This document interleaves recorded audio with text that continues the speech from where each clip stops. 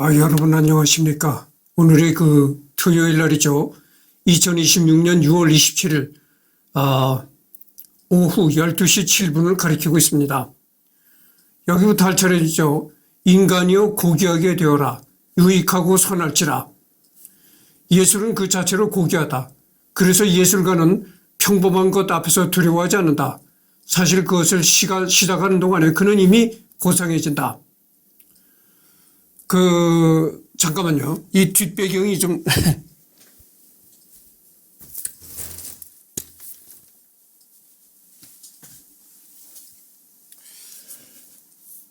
예술은 말이죠. 예술은 고귀함을 생명으로 생각하는 겁니다.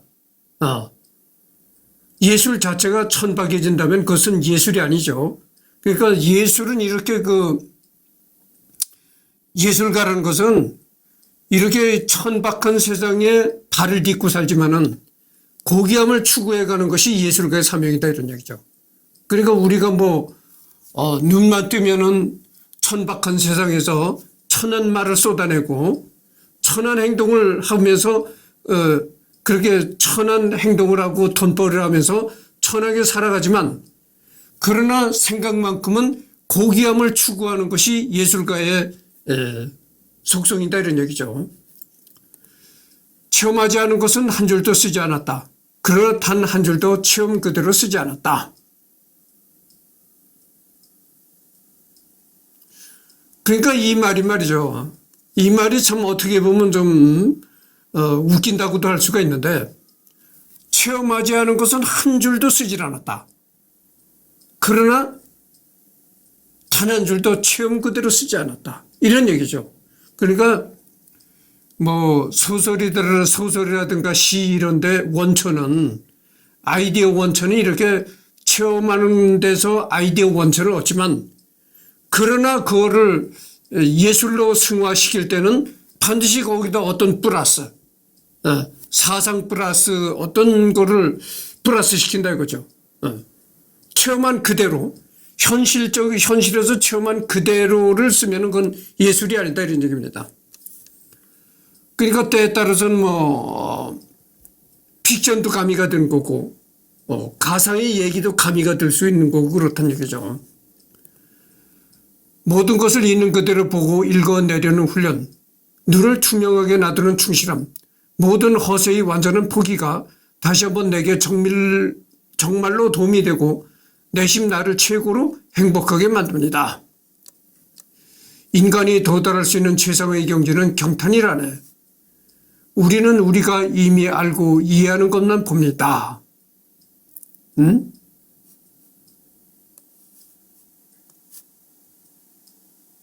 이게 참 뜻깊은 얘기입니다.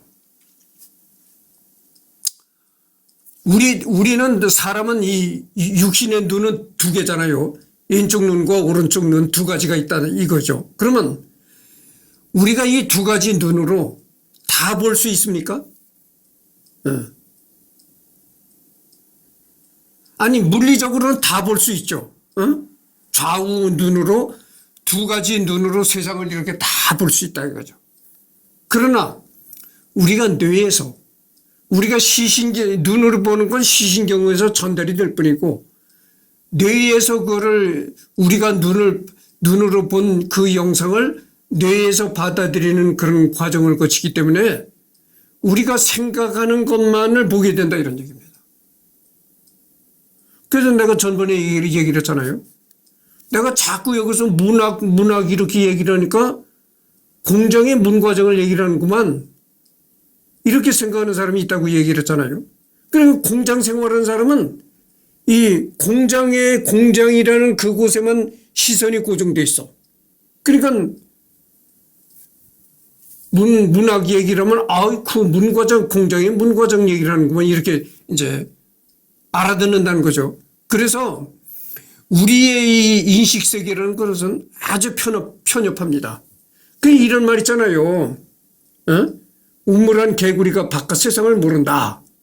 틀림없습니다. 우물 안의 개구리는 우물 안의 개구리는 말이죠. 우물 안의 그 세상만을 전부인 줄 알고 살아요. 그러니까 세상 넓다는 걸 모른다, 못 본다 이런 얘기죠.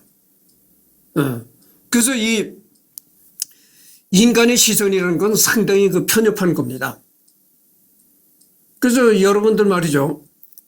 북한이 또 북한 얘기를 할 수밖에 없는데 북한이 이제 김일성, 김정은이 3대를 이제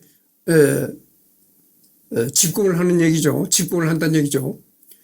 김정은이가 만약 죽으면 어떻게 되겠어요? 뭐 김정은이 아들이 또 이어받는다든지 그렇지 않으면 뭐 김주애가 이어받는다든지 하게 되겠죠. 4대 세습으로 또 넘어가는 겁니다. 그게 뭐냐? 쇠뇌를 시킨 거야.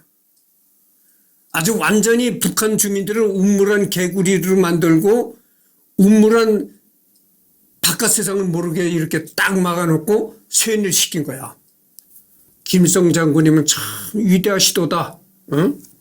일본군과 전쟁을 할 때 말이지. 독립을 쟁취하느냐고 일본군과 전쟁을 할 때 김일성 장군님은 가랑잎을 타고 바다를 건너고 일본군은 무찔렀다.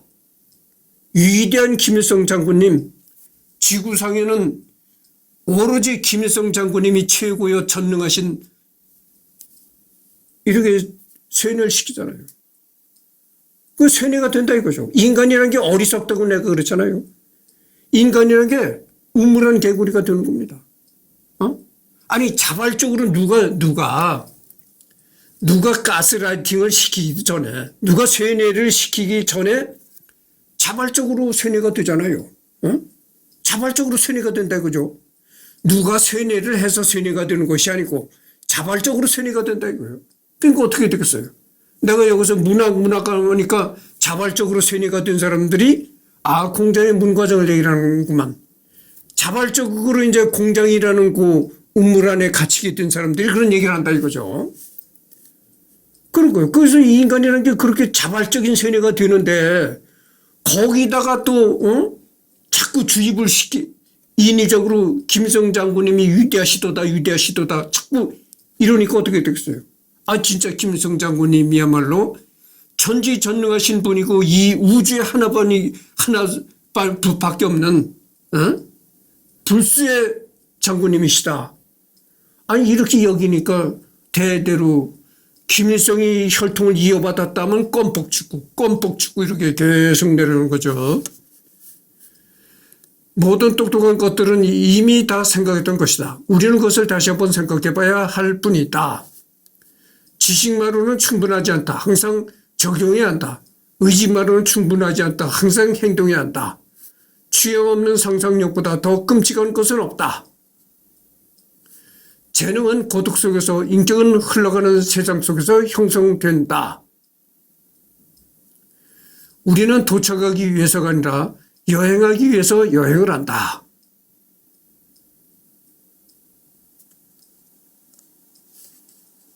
이것도 참 의미심장한 얘기입니다. 우리가 여행을 떠나는 게 거기가 도착하기 위해서 여행을 떠난다. 그거보다는 여행 자체에 그 의미가 있다고 하죠. 누군가 그렇잖아요. 여행이란 것은 떠나는 데 의미가 있다. 뭐 이렇게 얘기를 하는 사람도 있어요. 길은 시작되었다. 여행을 마저 하라. 근심 걱정은 아무것도 바꾸지 못한다. 너를 영원히 내 동댕이 저 균형을 잃게 할 뿐이다. 일구를 모르는 사람은 자신의 언어에 대해서 아무것도 모른다. 삶은 우리에게 우리 자신과 남에 관해 덜 엄격할 것을 가르칩니다. 주여 마음에 들어하소서. 이 작은 집을 더 크게 지을 수야 있겠지만 더 많은 게 나오지는 않습니다. 빛이 많은 곳에서는 그림자도 강한 법이라오. 증오는 편파적이지만 사랑은 그보다 더합니다. 질투가 갈갈이 찢으려고 하거든 그의 허기를 채우게끔 놔두어라. 우리의 가장 진실된 노력은 모두 무의식의 순간에서만 성과를 거둔다네. 장미는 어찌 꽃을 피우고 싶겠는가. 그녀가 태양의 장엄함을 인식해버렸다면 예술은 인생과 같습니다. 안으로 계속 들어갈수록 그것은 더 넓어집니다.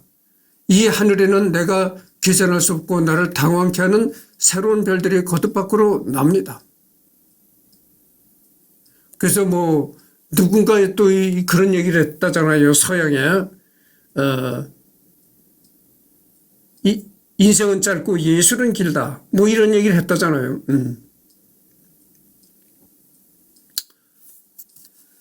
우리 모두 취해 있어야 하리. 젊음이란 술 없이도 취해 있는 것이지. 태양을 즐길 수 있는 곳에서는 모두 걱정이 사라집니다. 자신을 믿는 순간 살아가는 법을 알게 된다네.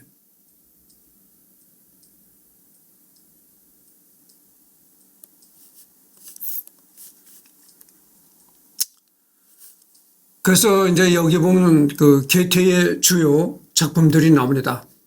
젊은 베를테르의 슬픔. 이게 그 굉장히 괴테의 모든 문학 작품들 중에서도 이게 굉장히 그 유명한 작품입니다.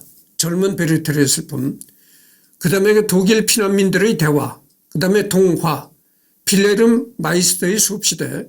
노벨레. 빌헤름 마이스터의 편력시대. 선택적 친화력. 그 다음에 희곡이 있습니다. 무세손 게츠폰 베를리 힌겐, 타우리스의 이피게니에, 에그몬트, 도트 과토 타소, 자연의 딸 파우스트 뭐 이런 게 있다고 전번 시간에도 내가 얘기를 했는데 이 에그몬트, 베토벤이 작곡한 에그몬트 서곡이라는 게 있습니다. 에그몬트 서곡. 그래서 그거를 이제 그거는 괴테, 원래 에그몬트라는 건 괴테의 이제 작품이다 그죠. 그거를 이제 그 음악화했다 이겁니다. 시. 괴테는 평생 3,000여 개의 시를 지었다. 어릴 때부터 말년까지 하나하나씩 시를 자유롭게 쓰고 발표했으나 유일하게 단행본으로 서동 시집을 출간하기도 했다. 그 중에서도 대표작은 다음과 같다. 단행본, 서동 시집, 은행잎, 단편시로는 들장미, 산에서 프로메테우스, 그다음에 신성, 툴레이 임금님, 나그네의 밤노래, 발견, 마왕. 마왕이라는 것은 그 에를 퀘니히는 유럽 전설에서 숲속에 사는 사악한 요정의 왕을 말한다 이런 얘기죠. 마왕. 그 마법사의 제자, 눈물 젖은 빵을 먹어보지 못한 자. 뭐 눈물 젖은 빵을 먹어보지 못한 자는 인생을 뭐 논하지 말라 뭐 이런 식의 얘기도 있잖아요. 그 눈물 젖은 빵을 먹어보지 못한 자라는 그런 시가 있다 이런 얘기입니다. 마리엔바트의 비가 뭐 이런 게 있다 이런 얘기죠. 눈물 젖은 빵을 먹어보지 못한 자. 요한 볼프강 폰 게테의 시 빌헤름 마이스터의 수업시대 13장에서 하프켜는 노인이 부르는 노래로 나온다. 천상의 신들이 근심 걱정하는 인간들을 이해하기는 하겠냐는 도발적인 내용이다. 동시대의 슈베르트와 슈만, 리스트를 거쳐 20세기 루빈슈타인에 이르기까지 가난한 음악가에게 많은 영향을 준 것으로 유명하다. 그래서 여러분들 이 클래식 음악이, 내가 클래식 음악 매니아잖아요. 이 클래식 음악이라는 것은 말이죠. 이렇게 문학과도 연계가 된 그런 곡들이 많아요.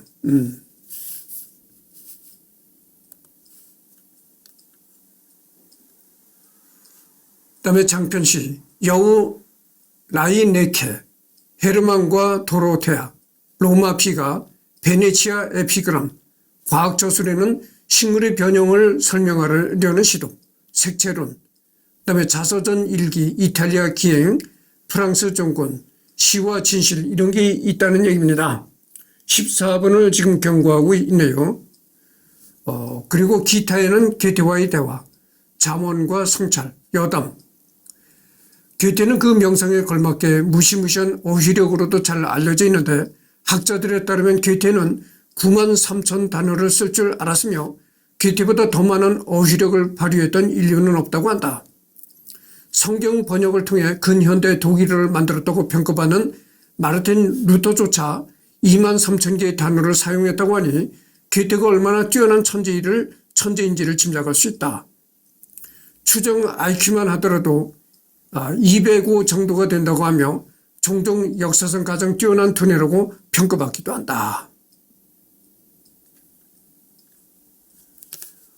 괴테는 5명의 자식이 있었는데 그중 유일하게 아우구스트만 성인으로 자라 결혼까지 했다.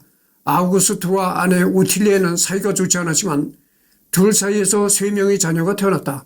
세 아이 이름은 차례대로 발토, 볼프강, 알마, 아우구스트는 괴테의 비서 역할을 자처했는데 나중에는 궁중의 고위직을 역임하기도 했다.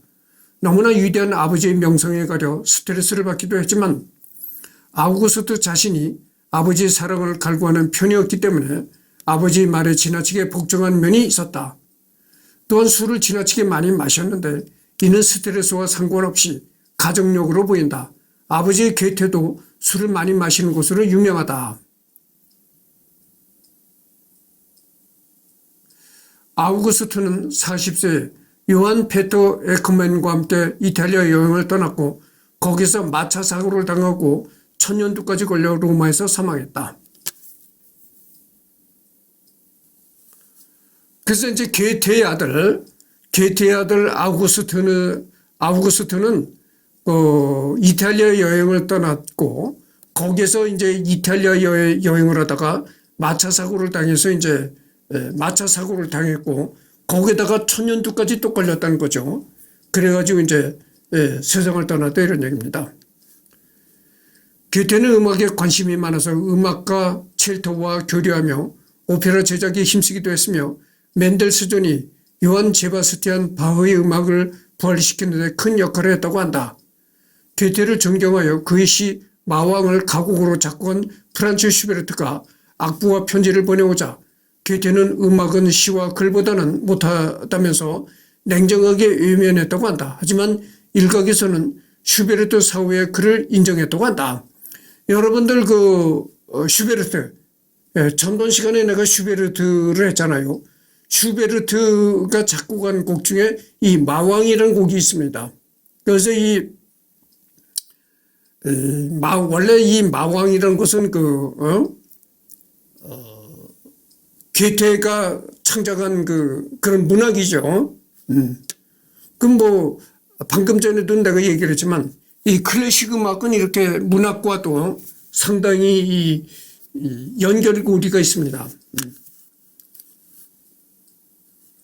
그 외에도 파우스트를 오페라로 만들 인물로는 모차르트를 뽑았다고 한다. 하지만 정작 모차르트는 괴테를 몰랐는데 실제로 둘은 만난 적이 있긴 하다.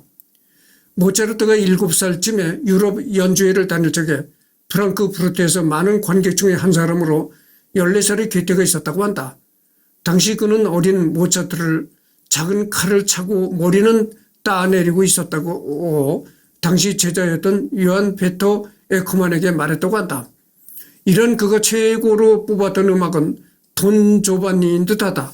그 외에도 마술피리를 보고 감명받은 그는 마술피리 후속작을 만들기도 하지만 결국 미완성으로 남았다 이런 얘기입니다. 그래서 이 괴테가 이제 모차르트도 만났다는 겁니다. 그런데 모차르트가 굉장히 어렸을 때 14살 때에 모차르트를 만났다는 거예요. 그래서 그때 어렸을 때 모차르트를 만났는데 이 머리를 따내리고 그랬다는 거죠. 모차르트가. 그래서 이제 모차르트가 작곡한 돈 조반니라는 그런 오페라가 있습니다. 그리고 마술피리라는 또 오페라가 있죠. 그래서 모차르트의 작품 돈 조반니와 마술피리를 보고 그런 감명을 받았다 이런 얘기죠. 괴테가. 직접 발견은 아니긴 하지만 카페인이 발견된 곳에 영향을 주기도 했다. 독일의 과학자 프리드리프 페르디난트 룽게의 친후로 1819년 당시 25살이던 룽게가 고양이 동공에 근육 이완 효과가 있는 벨라돈나라는 식물의 추출물을 떨어뜨린 후 동공이 확장되는 실험을 시연했는데 이에 감명을 받은 괴테가 그에게 아라비안 모카 커피콩을 선물하면서 여기에 들어있는 성분을 분석해서 왜 커피가 사람들을 깨우는 효과가 있는지를 알려달라고 했다는 이야기가 전해진다.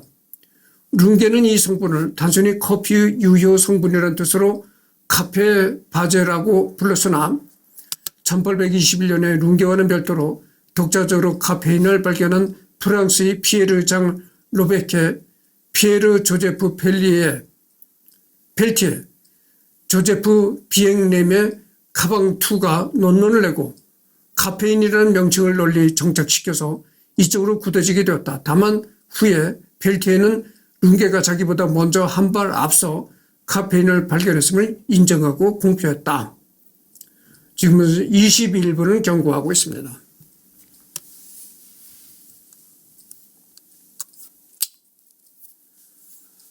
이탈리아 여행 초기 북부의 한 마을에선 신성 로마 제국의 정탐병 내지는 스파이로 몰려 곤란에 빠질 뻔한 적이 있다.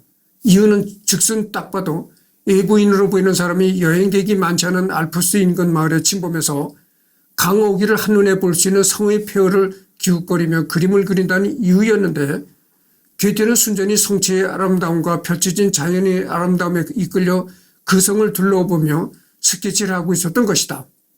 그러나 몰려온 사람들과 시장은 군의 이동 경로나 침입로를 계산하는 건 아닌가 의심하며 이를 믿지 않았고 괴테는 자신의 출생지가 프랑크푸르트임을 밝힌다. 운이 좋게도 괴테가 어릴 적에 프랑크푸르트의 한 상점에 치료했던 남자가 나타나 괴테가 묘사하는 프랑크푸르트와 남자가 알고 지낸 사람들의 행적 등을 이야기해 주자 괴테의 진실성을 입증해 주어 괴테는 마을을 자유롭게 둘러볼 수 있게 된다.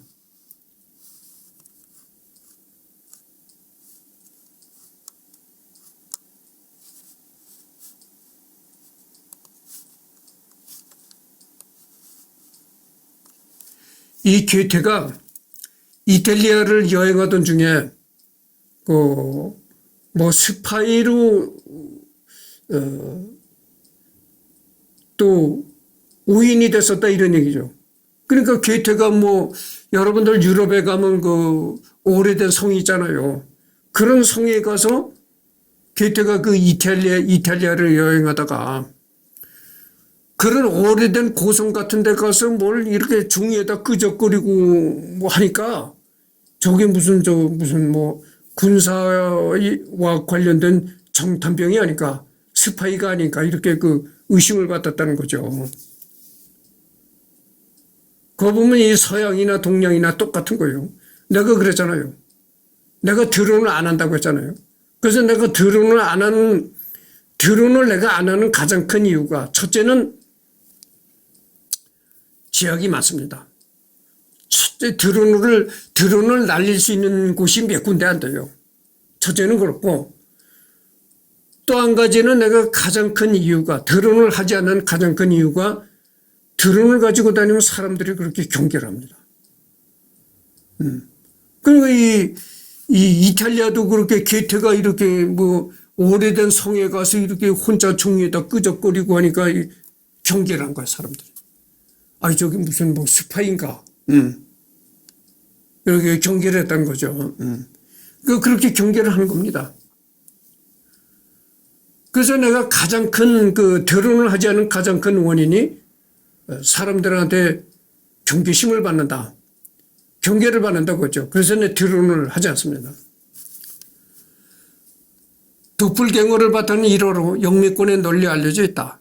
해당 내용은 괴테 자서전 시와 진실 11장 말미에 나오는데 사실 내용을 살펴보면 도플갱어를 봤다는 것이 아니라 그런 느낌을 예감했다는 것, 즉 데자뷰나 자매뷰 같은 느낌에 더 가깝다. 그 내용은 다음과 같다. 1771년에 애인과 이별한 22살의 괴테는 낙심한 채 홀로 말을 타고 드루젠하임으로 가는데 순간 이상한 예감이 들었다. 길이 맞은편에서 말을 타고 또 다른 자신이 다가오는 것을 시만으로 보았던 것이다. 그런데 또 다른 자신이 이때까지 괴테가 한 번도 입어본 적이 없는 금빛이 섞인 얇은 회색 옷을 입고 있었다. 괴테가 깜짝 놀라며 꿈에서 깨어나 정신을 차려보니 또 다른 자신의 모습은 완전히 사라져 버렸다. 그런데 신기한 것은 괴테가 8년 후에 그 꿈에서 보았던 옷을 우연히 걸치고 그 길을 다시 지나갔다는 것이다. 이처럼 분주하고 혼란한 와중에도 프리데리케를 한 번만 더 만나보고 싶은 마음은 억제할 수가 없었다. 기억에 남아 있지는 않지만 괴로운 나날이었다. 말 위에서 그녀에게 손을 내밀었을 때 그녀의 두 눈에는 눈물이 고여 있었고 내 마음은 괴롭게 한량없었다. 거기서 새길로 말을 타고 드루젠 하임으로 갔는데 그때 아주 기이하기 짝이 없는 예감이 나를 사로잡았다. 즉 나는 육안이 아니라 심한으로 나를 향해서 나와 같은 길을 말을 타고 오는 나 자신을 보았던 것이다. 그런데 나는 내가 한 번도 입어본 적이 없는 옷까지 입고 있었다. 그것은 금빛이 섞인 엷은 회색 옷이었다. 내가 몸을 뒤척여 꿈에서 깨자 순간 그 모습은 완전히 사라져 버렸다. 그러나 신기한 것은 내가 8년 후에 이 꿈에서 보았던 옷을 걸치고 그것도 일부러가 아니라 우연히 입고서 프리데리케를 다시 한번 방문하기 위해 이 길을 지나갔다는 것이다. 그래서 여러분들 꿈 있잖아요. 꿈이 쓸데없는 개꿈도 대부분 꿈이라는 게 쓸데없는 개꿈이지만 그렇게 앞날을 예언해주는 예언성 있는 꿈을 꾸기도 하는 거죠. 그것이 동양뿐만이 아니고 서양에도 이랬다는 거죠. 그렇게. 그러니까 어떤 앞날을 계시하는 꿈 이런 게 있었던 거죠. 서양에도.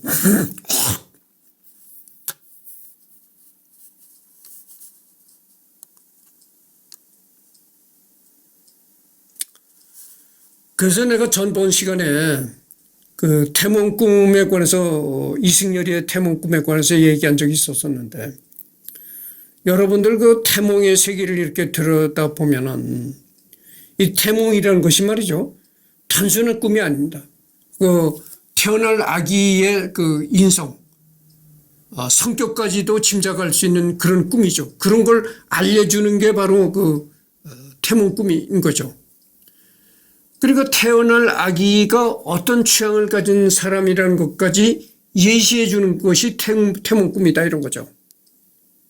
그거 보면 사람의 생명이라는 것이 여러분들 사람이 생명이라는 게 단순히 난자와 정자가 난자 플러스 정자가 이렇게 합쳐져서 사람이 생겼다. 이렇게 얘기할 수가 있나요? 아니, 물론 그것이 틀린 얘기는 아닙니다. 과학적으로 보면 그래요. 과학적으로 보면 여자의 난자와 남자의 정자가 이렇게 합쳐서 인간으로 태어나게 되는 겁니다. 그렇지만 물론 그것이 틀린 얘기는 아닙니다만은 단순히 그렇게 난자와 정자가 합쳐서 사람이 태어난다 이렇게 생각을 하면 굉장히 무미건조해지는 겁니다. 오늘날 왜 살인이 많아지겠어요? 사람이라는 건 그냥 난자와 정자가 결합해서 사람이 되는 거야. 이렇게 생각하니까 사람을 거침없이 막 죽이는 거예요. 그런데 이 태몽이라는 세계를 알게 되면은 사람이라는 게 반드시 난자와 정자가 합쳐서 사람이 되는 것이 아니고 난자와 정자 플러스 거기에 또 어떤 신의 영역이 개입이 된다는 걸 알 수가 있는 거예요. 그렇잖아요. 아니 태몽 꿈을 어떻게 그렇게 꿉니까? 그거 보면은 난자와 정자 플러스 어떤 보이지 않는 신의 영역이 존재한다는 거예요. 그걸 보면은 여러분들 함부로 사람을 죽일 수가 없는 겁니다. 그렇잖아요. 태몽까지 이렇게 꾸면서 태어난 생명을 어떻게 그렇게 함부로 죽일 수가 있나요? 그런 겁니다. 그래서 이 사람이라는 것은 인간의 존재는 반드시 그렇게 난자 플러스 정자가 합쳐서 사람이 된다. 이렇게 너무나 무미건조한 그런 존재가 아니라는 거죠. 그걸 말하고 싶은 겁니다. 게테는 초콜릿 광이었다. 집에서 기분이 좋을 때는 먹는 초콜릿, 나갈 때 들고 다니는 초콜릿이 따로 있었다고 한다. 실제로 청혼할 때도 초콜릿으로 했다. 다크 초콜릿 맛의 게스트리처 슈바르츠 비어를 즐겨 마셔 별명도 게테 맥주. 대신 먹을 때마다 양치질을 철저하게 했기에 죽을 때까지는 꽤 멀쩡했다고 한다. 게테가 살던 시대에도 치약이 있었지만 그땐 꽤 비쌌다고. 하지만 꽤 부자 집안에서 태어난 게테에겐 그리 문제가 없었다. 이 게테가 초콜릿을 그렇게 좋아했다는 거죠. 초콜릿 광이었다는 것입니다. 1912년 노벨 문학상을 받은 독일 유명 작가이던 게르하르트 하우프만이 작가로 이름을 떨치던 시절 무슨 생각을 하며 공원을 산책하다가 잔디밭으로 들어가 걷고 있었다. 그는 미처 그걸 깨닫지 못하고 계속 걸었는데 공원 관리인이 마구 화내면서 나오라고 소리쳤다. 하우프만은 자신이 잘못을 했지만 그렇게 큰 소리로 망신을 주는 것이 화가 나서 내가 누군지 아시오? 라고 맞받아쳤다. 그러자 관리인이 잠깐 말문이 막히다가 대꾸하길 당신이 그 유명한 괴테 씨라는 거 압니다만 그래도 지킬 건 지켜야 하지 않습니까? 이 말에 하우프만은 우울해져서 순순히 바깥으로 나와 집으로 돌아갔다고 일기장에 난 유명하다고 생각했지만 여전히 괴테라는 고인은 죽어도 100년이 되어가도록 내가 따르지 못한다라고 적었다고 한다.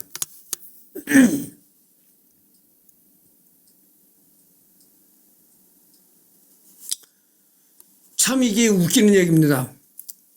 1912년에 그 노벨 문학상을 받은 독일의 그 유명한 게르하르트 하우프만이란 그런 그 작가가 있었는데 이 작가가 어느 날 잔디밭 출입 금지된 데 들어가서 잔디밭을 걸었다는 거죠. 그랬더니 그 공원을 관리하는 그 관리자가 나타나가지고 나와라. 응? 그렇게 아주 딱딱거리더란 거죠.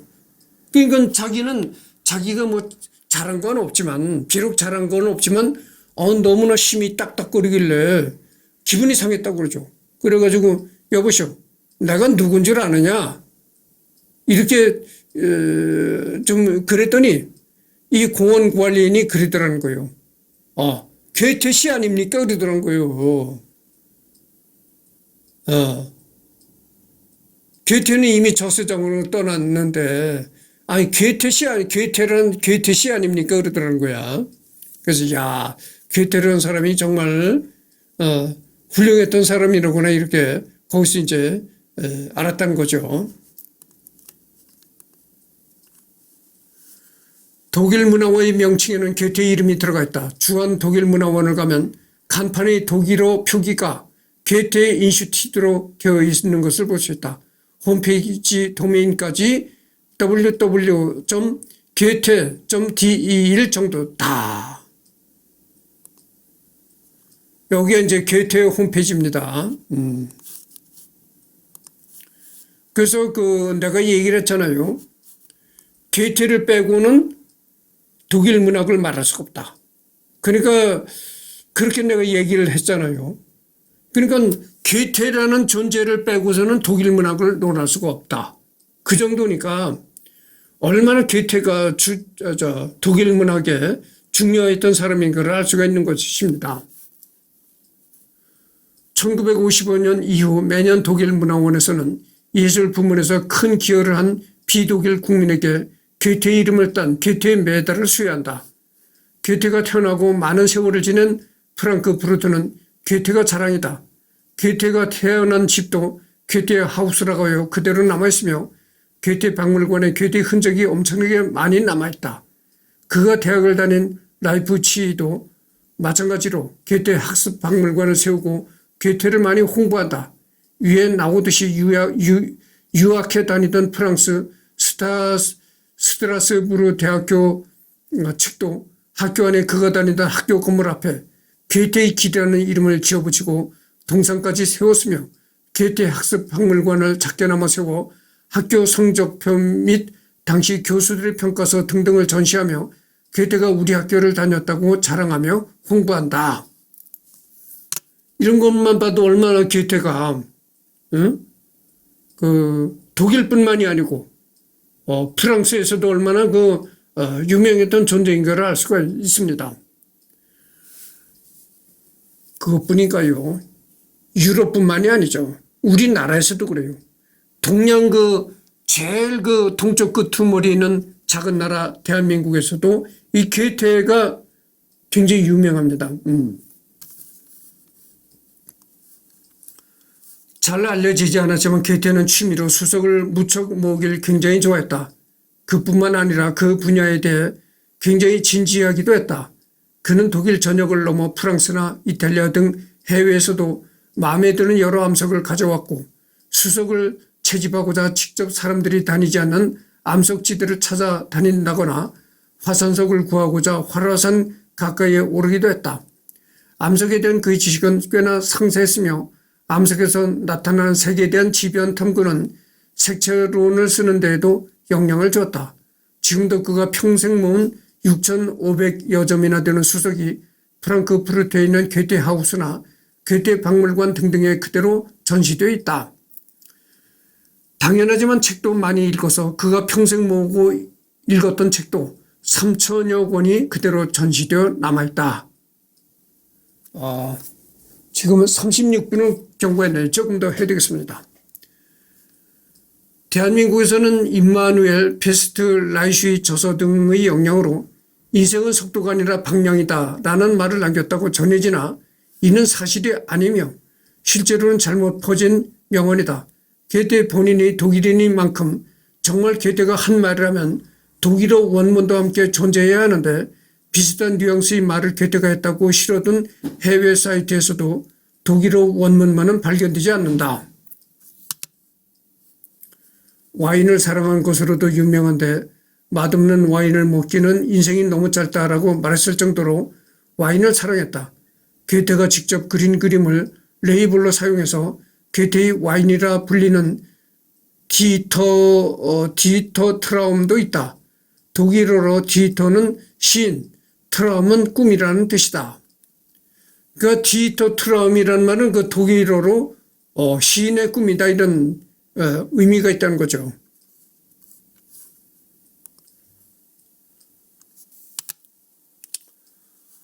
아들인 아우구스트가 어릴 적에 유럽에서 유행하던 단두대 장난감을 가지고 싶어하자 어머니에게 편지를 보내 구할 곳을 질문한 바 있다. 어머니에게 어린이에게 진짜 칼날이 달린 것을 위험하게 사준다는 게 아버지로서 할 일이 아니라는 꾸짖는 답장을 받고 사과 편지를 보내야 했다. 실제로 단두대 장난감은 진짜 칼날로 만들어 아이들이 손가락을 놓고 장난치다가 손가락이 잘리는 사고가 여러 벌어져 제조 및 판매가 금지되었기 때문이다. 외국 작품을 독일어로 번역하여 출판한 일을 한 적도 있으며 비평문을 편집하고 출판한 일에도 참여했다. 생전의 권수로만 따지자면 100권을 가뿐히 넘을 만큼 어마어마한 양의 저작을 남겼다.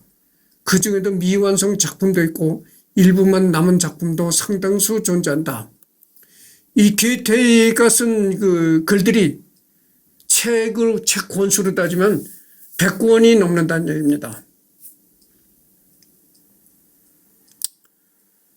그러니까 괴테가 얼마나 많은 글을 썼는지를 알 수가 있는 거죠. 얼마나 많은 창작을 했는가를 알 수가 있는 겁니다. 괴테의 할아버지인 요한 볼프강 틱스토어는 훗날 손자인 괴테도 잠시 치료하게 되는 베첼러에서 법률 공부를 하다가 한 유부녀와 눈이 맞아 만남을 가졌는데 정사도중 발각되어 가발도 내팽기치고 도망친 적이 있다고 한다. 이게 참 재밌네요. 이 괴테 할아버지가 어느 날